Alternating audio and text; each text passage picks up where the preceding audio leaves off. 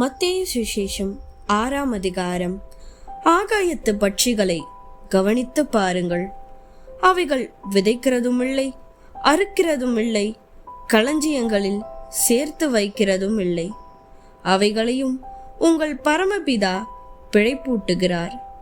அவைகளை பார்க்கிலும் நீங்கள் விசேஷித்தவர்கள் அல்லவா? கவலைப்படுகிறதினாலே உங்களில் எவன் தன் சரீர அளவோடு ஒரு முழத்தை கூட்டுவான்? ஆகையால் எண்ணத்தை உண்போம், எண்ணத்தை குடிப்போம், எண்ணத்தை உடுப்போம் என்று கவலைப்படாதிருங்கள்.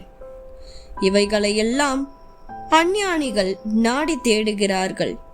இவைகளெல்லாம் உங்களுக்கு வேண்டியவைகள் என்று உங்கள் பரமபிதா அறிந்திருக்கிறார்.